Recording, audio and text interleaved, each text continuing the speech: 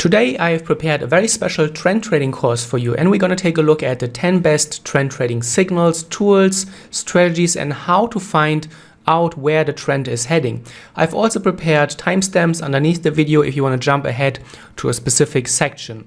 And if you're looking for even more than just our YouTube videos, I've been trading for over 15 years, and if you want to learn more about my trading education, check the links in the video description below. I have over the last few years completely fallen in love with using pivot points, whether it is pivot points as a day trader or as a swing trader.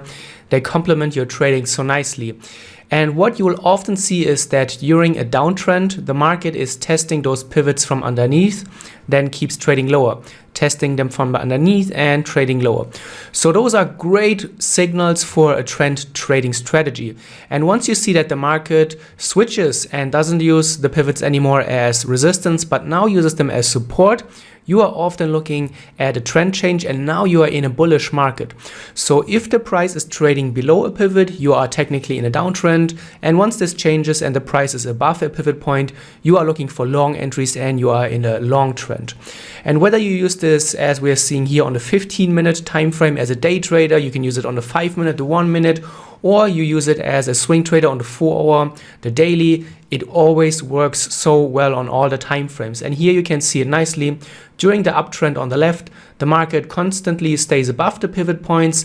You often see pullbacks into those pivots. And as long as you are above a pivot, you're looking for longs. When this changes and the market breaks down below a pivot, comes back above it, retests it, and then sells lower, then you are looking at a trend change, and now you're in a bearish market. And as long as the price is below the pivot, you are better off looking for shorts. And I will come back to the pivot points in later parts of the video because you can use them in different ways and combine them with other tools and concepts. Also, I am a huge fan of the Bollinger Bands, and what you see here is that we are on the 15-minute time frame, but the Bollinger Bands, this green line, is coming from the 4-hour time frame. So technically we are using a multi-time frame analysis, the higher time frame Bollinger Band on the lower time frames. And what you want to see here is, I highlighted it here, the riding part. So often what you see is that in a trending market, you have a push into the Bollinger Band, and that can often signal that you are in a strong trending market. So once the market really pushes into the upper bands, that's where you want to look for long entries. And you can see afterwards, this is often the case. Here you can see it very nicely as well. The market moves into the outer Bollinger Bands, has a little bit of a pullback, and the next time the market closes above this high, that's really where you get going. It's a very strong signal. Also, what you can do is look for base breakouts. So here you have a range market, the market breaks into the outer Bollinger Bands, has a pullback, and then the next time the market closes above this level, that's where you then see the acceleration. So many people are using Bollinger Bands for reversals, but I also found that they work exceptionally well for trend following trading. Stochastic riding. A lot of traders use stochastic in a way where they set them up, and when the market goes to overbought, then they sell. However, when you study the stochastic indicator and when you look at the formula of how actually the stochastic indicator is calculating what is going on the markets and what data points it's using, it makes a lot more sense to go with the stochastic. So if the stochastic is reaching overbought, which technically means above 80, that's where you are in a very strong bullish market, and then you are much better off looking for continuations, because a high stochastic indicator, the way it is calculated, it shows you that there's a lot of bullish strength and there's a lot of buying pressure. And the last thing you want to do is, when the market is very strong, you don't want to go against it. So the stochastic riding and looking for longs above 80, looking for shorts below 20 is a very interesting idea. Here we can see it. I marked the point here when the stochastic dipped below 20. Some traders would say this is oversold and they would go long, but in my experience, this is a very bad idea, because again, the stochastic shows you, is the market strong or is it weak? In the stochastic formula, there's nothing about whether the market is going to return or reverse. So looking for shorts, if the stochastic oversold, makes a lot more sense. Here as well, the market is coming from overbought to oversold, and that marks pretty much the beginning or the early stages of this downtrend. And obviously, when you look at this, you are way better off looking for shorts than for longs when it dips below 20. Here we can combine the stochastic with the pivot points, and you can very nicely see that the stochastic could signal you when to look for shorts, and then you could look for retests, rejections, or other things around the pivot points. So you can start combining different tools, and in later parts of this video I will show you more ideas on how to do that successfully. Next, I love using the moving average channel. I've talked about this in the past, and I find this is an objective way to really improve how long you can stay in a trending market. Many traders get into a trend following trade, but they are not good at holding onto their trades. They exit too early and they leave a lot of money on the table. If you set up your moving average channel, and if you look here to the top left, you see that those are 50 period SMAs. One is applied to the high, one to the low, and then you will get this channel. And what you generally want to do is ride a trend as long as the market is above the channel. When the market breaks below the channel, that's the end signal of a long trend or of an uptrend. But if you get into a trend following bullish trade and you have the channel, you can use it very nicely to ride your trades here as well. You can see the market breaks above the moving average channel, and you can use the channel to trail your stop loss. I wouldn't recommend to trail the stop loss right at the moving average, because you can see there are occasional volatility periods where you have drawdowns that slightly exceed the channel. But if you trail the stop loss a little bit below the lower end of the channel, you can ride trends for a long time. Here another example of how to combine a channel and a pivot point. So we have the same situations, now we have a pivot point, and a way to use that would be to look for a pullback into the channel, wait for the market to get back above the channel or the pivot points, and then look for re-entry opportunities. You can often see that in a bullish trend, when the market is above the channel, the pivots are getting retested and they are often challenged. But if a pivot point is being rejected and the market resumes into the trend direction, you're often looking at very high probability trend following scenarios. Here as well, we set up the 50 SMA high-low 1 hour time frame, and here you can see how long you would be able to ride this trend to the upside. And then once the market flips and breaks below the channel, that could be your starting signal for a downtrend. You can also use them for pullbacks. So when the market pulls back into the channel, look for re-entry opportunities. Both to the upside, you can see very often how the market dips into the channel and then continues higher. And this also is true to the downside. Moving average momentum is another great way of using different types of moving averages. So now we are using the 8 period and the 21. The 8 period is the faster one, which is the blue line. The 21 is the green line. And what the moving averages can tell you if you use different periods is how strong is a trend. When the moving average separate, you can see here the space between the moving averages is getting wider. Then a trend is accelerating.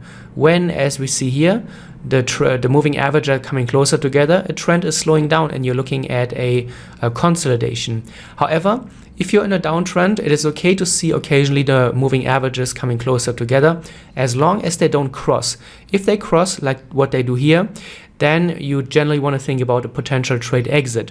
Whereas if they just narrow, that could be used as trend following entries and pullback entries. Here as well, you can see still 8 and 21. We're in an uptrend. The short-term moving average, the blue line, is above the long-term, the green line. And as long as this is the case, first of all, you're in an uptrend. And you can also look for pullbacks. For example, you could look for pullbacks into the moving average channel, or the band in this case. When the market dips into this channel and doesn't break the lower one, but resumes then into the trend direction, that could technically be also used as a continuation pullback system. And that works really, really well. Next, the ADX. The ADX is a trend following and trend strength indicator. It shows you the strength of a trend very, very nicely. And what traders do is that they set up a horizontal level at the ADX 30 level. Some traders may use 20 or 25, but this is a little bit up to you. You can play around with it to see what works for you. And technically what you want to do is you want to stay away from markets where the ADX is below 30, because then you're in a low momentum range. And generally you want to look for trading opportunities when the ADX is above 30, because that's where the market is moving. So how you would use the ADX is just generally as a trend filter to distinguish between, are you in a ranging market below 30 or are you in a trending market above 30. Here you can see the market previous to this vertical line was trading below 25, and this is a range market. When the ADX was able to break above 25, also breaking out of this consolidation trend line, that's really where things get going.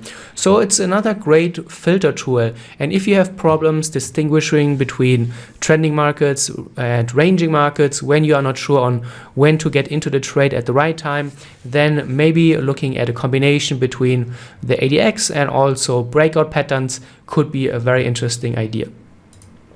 Also, what you could be doing is use two different ADXs. So at the bottom, we have the higher time frame, and here we have the current time frame. So we are on the 15-minute chart. This is the 15-minute ADX, and this is the 2-hour ADX. And what you could do is look for times when both time frame ADXs are rising in sync together, because those are very nice trending markets. When you can see that both are going down, both are flat, or they're doing completely different things, you generally want to stay away from the market because the higher and the lower time frame are not in sync. But if you can see that both time frames are moving together, that often can be a very interesting trading idea. Here as well, you can see we marked the periods where both the ADX higher and lower time frame were going up together, and both time frames, the higher and the lower time frame, then suggest that you're in a trending market.